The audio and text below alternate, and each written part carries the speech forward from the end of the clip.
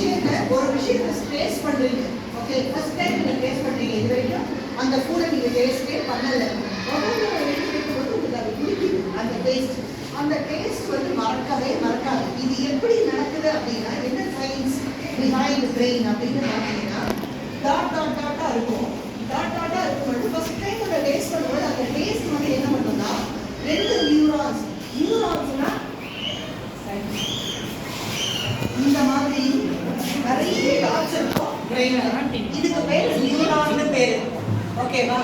So first taste பண்ணும்பொழுது அந்த டேஸ்டுடைய எண்ணம் வருது இல்லையா, உடனே அது என்ன ஆகுதுன்னா, ஒரு நியூரானுக்கும் இன்னொரு நியூரானுக்கும் ஒரு கனெக்ஷன், ஒரு நூல் இடையில அது பதிவு செஞ்சு.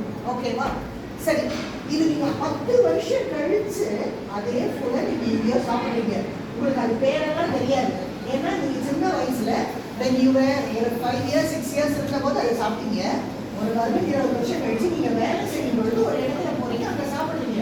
டக்குன்னு உங்களுக்கு என்ன தோணுமா, இது நான் எங்கேயோ சாப்பிட்டுருக்கேனே அப்படின்ற எண்ணம் வரும். இது நீங்க எக்ஸ்பீரியன்ஸ் பண்ணிருக்கீங்களான்னு தெரியல. இது சாப்பிட விஷயத்த இருக்காது. இந்த இடத்த நான் எங்கே பார்த்துருக்கேன் அப்படின்னு தோணும். இந்த போட்டோ எங்கே பார்த்துருக்கேன்னு தோணும். அது எல்லாருக்கும் எக்ஸ்பீரியன்ஸ் பண்ணிருக்கோமா அப்படி. ஸோ அது என்னன்னா, ரொம்ப வருஷம் கழிச்சு திரும்ப அந்த ஃபுட்டை சாப்பிடும் பொழுது டக்குன்னு என்ன ஆகுதுன்னா, இந்த நியூரான்ஸ் வந்து ஆக்டிவேட் ஆகிடும். ப்ரைம் அப்படின்னு. ஸோ இந்த கேப் இருந்த என்ன பண்ணும், ஒரு நாள் வரும். ஸோ அடிக்கடி அதை சாப்பிட அந்த எண்ணங்கள் அந்த நியூரான்ஸை டச் பண்ணும்.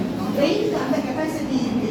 ஒரு வேலை அப்போ என்ன ஆகும் அப்படின்னா, திரும்ப இந்த ரிப்பீட்டட் ஆகும்பொழுது உங்களுக்கு மறக்கவே மறக்காது. தோசை மறக்குமா, நமக்கு இட்லி மறக்குமா, பிரியாணி மறக்குமா? ஏன்னா நிறைய சாப்பிட்டேன். 360 டிகிரி சுத்துற மாதிரி இதெல்லாம். ஓகேவா? சரி, இது வரைக்கும் நான் ஒரு விஷயத்தை ரொம்ப வருஷத்துக்கு முன்னாடி பார்த்தேன். அப்போ என்ன ஆயிருக்கணும், எனக்கு இந்த ஒரு இடத்துக்கு போனேன், இது 2 மணி நேரம் ஆயிடுச்சு. இந்த ஸ்கூல்ல ஏதோ எக்ஸ்கர்ஷன் கொண்டு போயிருக்காங்க, கனெக்ட் ஆயிடுச்சு. இது எப்போ நடந்தது அப்படின்னீங்கன்னா, நீங்க 2nd ஸ்டாண்டர்ட் படிக்கும்போது ஒரு இடத்துல ஸ்கூல்ல டீச்சர்ஸ் கூட்டு போனாங்க, அந்த இடம் பார்த்துருக்கீங்க. the same thing will happen. அப்போ அந்த நியூரான் கிரியேட் ஆகி அந்த பிரெயின்ல அப்படியே இருக்கும். அது ஒன்றே அதான் இருக்கும். அது செத்தெல்லாம் போகாது, அப்படியே இருக்கும். ரொம்ப வருஷத்துக்கு கழிச்சு திரும்ப அங்கே போய் சேரும் பொழுது டக்குன்னு ஒரு எண்ணம் ஒன்று வரும், இந்த இடத்த நான் பார்த்துருக்கேன். ஸோ தட் இஸ் பிரெயினுக்கு மறக்கிற கெப்பாசிட்டி ஒன்று கிடையாது. Please take it from me. பிரெயினுக்கு மறக்கிற கெப்பாசிட்டியே கிடையாது. அப்போ யார் மறக்கிறோம் அப்படின்னா, நம்ம வந்து அதுக்கு ஒரு 2 செகண்ட் டைம் கொடுத்து இதை வந்து நம்ம இது மாதிரி நடந்திருக்கா, எப்படி இருக்கு அப்படின்னு நம்ம யோசிக்கிறதே இல்லை.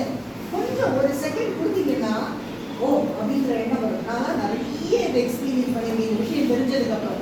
ஸோ அந்த அளவுக்கு பிரெயின் பவர்ஃபுல். தயவு செஞ்சு உங்களை நீங்கள் யாரோடையும் கம்பேர் பண்ணி எனக்கு அந்த தகுதி இல்லை அப்படின்ற ஒரு முடிவுக்கு வராதீங்க.